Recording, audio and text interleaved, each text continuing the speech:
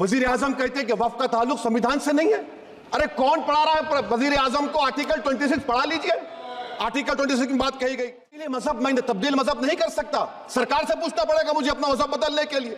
अगर अम्बेडकर आज जिंदा होते तो बाबा साहब को भी कहते कि आप जाकर परमिशन लो, तब मजहब बदलना पड़ेगा आपको।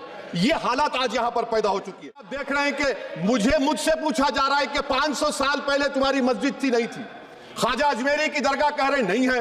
अरे सर, अगर मैं इस पार्लियामेंट में खोद दूं, इसमें गड़ा कर दूं, तो खाने जहां का कैसा मिलेगा? तो मेरी हो जाएगी ये। आप बताइए, कई रियासतों ने ऐसा कानून बना दिया कि आप ये नहीं खा सकते, आप वो नहीं खा सकते। कैटल स्लॉटर एक्ट का एक्ट बना दिया। आप बताइए कि हरियाणा, राजस्थान में पुलिस के अख्तियारात गौरक्षक को दे दिए और उन अख्तियारात का बेजा इस्तेमाल मॉब लिंचिंग में हुआ। किसका हुआ? एक लड़का था साबिर मलिक बंगाल का, मार के पीट कर मार दिया गया। क्यों? क्योंकि उसने बीफ खाया। बाद में मालूम हुआ नहीं खाया। जुनैद और नसीर को गाटमीका के थे, उनको जिंदा जला दिया गया।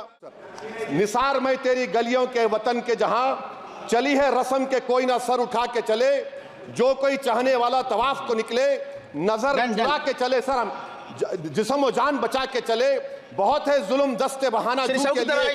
सर, हम जो चंद अहले जुरू तेरे नाम ले इख्तिदार की कुर्सियों पर बैठने वाले जो लोग थे और है, वो इंटेलेक्चुअली डिसऑनेस्ट है। संविधान सच्चा है। जय भीम, जय भीम, आइन जिंदाबाद। फिर देश के सदन में असदुद्दीन ओवैसी ने जम करके दहाड़ लगाई है। जी हां, आपको बता दें, आज वो लोकसभा के अंदर जो है वो बयान दे रहे थे। इसी दरमियान उन्होंने सीधे तौर पर प्रधानमंत्री नरेंद्र मोदी पर बड़ा हमला बोला और उन्होंने ये बात कही कि प्रधानमंत्री को कौन पढ़ा रहा है, कौन है जो उन्हें पढ़ा रहा है। उन्हें चाहिए कि उन्हें आर्टिकल 26 पढ़ाया जाए। और कुछ अहम मुद्दों पर असदुद्दीन ओवैसी ने बड़ी बातें कही है। सबसे पहले आप इस वीडियो को देखिए। Start by quoting Baba Saheb Ambedkar, what he wrote in Memorandum of Rights of States and Minorities, dated March 24th, 1947, when he submitted to the Subcommittee on Fundamental Rights set up by the Constituent Assembly, the Advisory Committee on Fundamental Rights and Minorities. I quote, sir, "Unfortunately for the minorities in India, Indian nationalism has developed a new doctrine which may be called the divine right of the majority to rule the minorities according to the wishes of the majority. Any claim for the sharing of power by the minority is called communalism, while the monopoly of the whole power by the majority is nationalism. Guided by such political philosophy, the majority is not prepared to allow the minorities to share the political power, nor is it willing to respect any convention made in that behalf, as is evident from the repudiation of the obligation to include representation of the minority in the cabinet, contained in the instrument of instruction issued to the governors in Government of India Act 1935. Baba Sahib says under these circumstances, there is no way left but to have the rights of scheduled castes embodied in the Constitution. This is true now also. I will prove it, sir. In what Baba Sahib said 75 years ago was absolutely right. No one wants the minorities to share power. I'll give you an example, sir. In this August House 75 years ago, when Maulana Azad stood up and said that what safeguards the Muslims have before the partition, those safeguards should be given to the Muslims. That was political representation, reservation.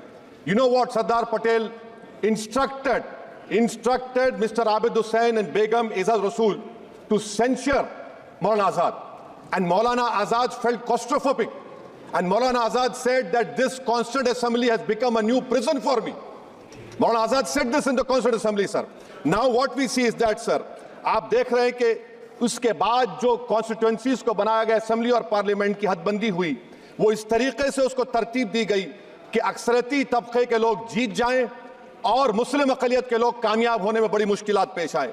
इसीलिए 2007 में Sachar committee ने कहा था, सिफारिशात में कहा कि अब जब हदबंदी होगी तो माकूल तरीके से बनाए जाए ताकि मुसलमान पार्लियामेंट और असेंबली के इलेक्शन जीत सके।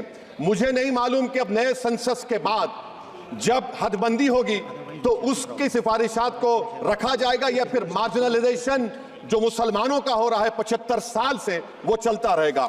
सर, पार्लियामानी जमहूरियत की कामयाबी किस बुनियाद पर होती है?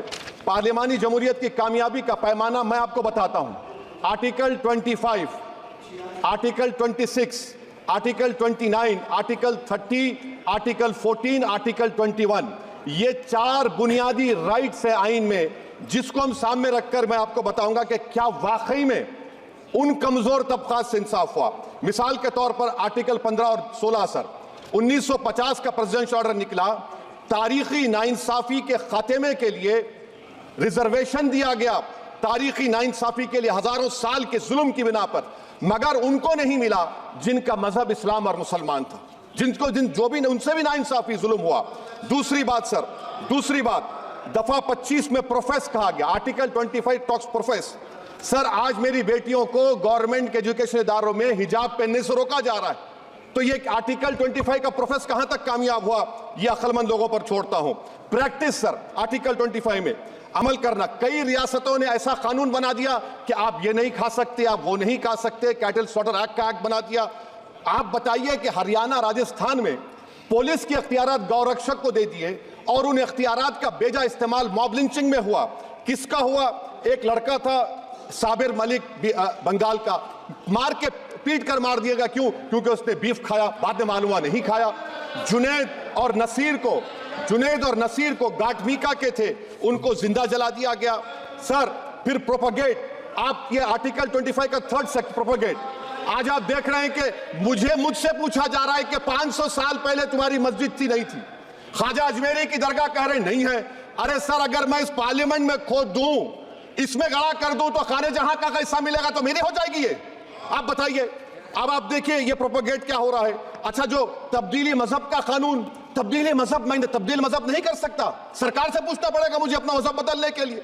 अगर अंबेडकर आज जिंदा होते तो बाबा साहब को भी कहते कि आप जाकर परमिशन लो, तब मजहब बदलना पड़ेगा आपको। ये हालात आज यहां पर पैदा हो चुकी है।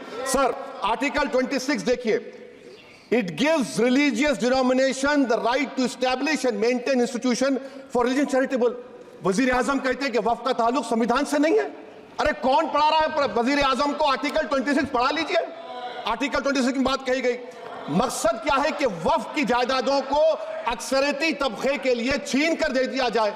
आप अपनी ताकत की बुनियाद पर छीनना चाह रहे हैं। सर दफा 29 पे आ जाइए, आर्टिकल 29, लैंग्वेज का, जबान का तहफ्फुज़ है। उर्दू को खत्म कर दिया गया, वो उर्दू जिसके हमारे मुजाहिदीन आजादी नारा दिया था, इनकलाब जिंदाबाद का, उस जबान को आप खत्म कर रहे हैं।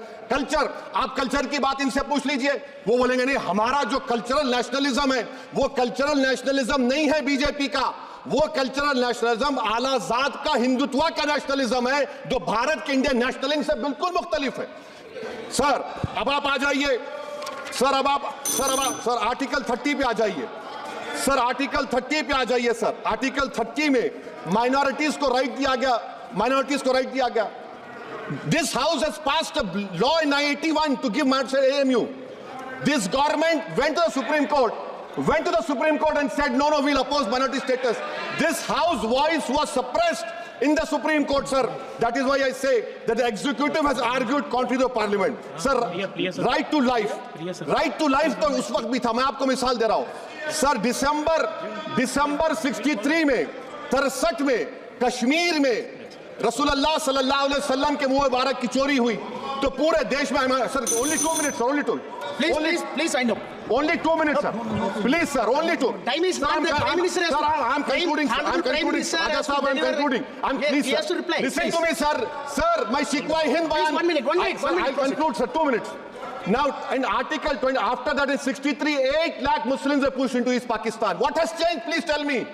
2013, Muzaffarnagar, 50,000 were shifted. Sir, riots happened. Nelli massacre. Hashimpura, Maliana, Mumbai 93, Ahmedabad 69, Gujarat 2002, 22, Delhi 84, Delhi. Nothing has changed, sir. Lastly, sir. On judiciary, sir, I'm concluding. On judiciary, sir, CAA is not being heard. 2 sitting chief ministers get bail, but Stan Swamy died in the prison, sir. That is why I say the institution functioning of accountability. And lastly, sir, just now Ravi Shankar Prasad quoted a book. In that book, there's a Tipu Sultan also. Okay. Sir, I'm concluding by reciting a share. On this I conclude, sir. Nisar मैं तेरी गलियों के वतन के जहां चली है रस्म के कोई ना सर उठा के चले, जो कोई चाहने वाला तवाफ को निकले, नजर उठा के चले। सर हम जिस्म और जान बचा के चले, बहुत है जुल्म दस्ते बहाना दूर के लिए। सर हम जो चंद अहले जुनू तेरे नाम ले वाले इख्तिदार की कुर्सियों पर बैठने वाले जो लोग थे और है, वो इंटेलेक्चुअली डिसऑनेस्ट है। संविधान सच्चा है। जय भीम, आइन जिंदाबाद। तो सुना आपने असदुद्दीन ओवैसी साहब को कि किस तरीके से उन्होंने बड़ी बेबाकी के साथ जो है वो अपनी बात रखी।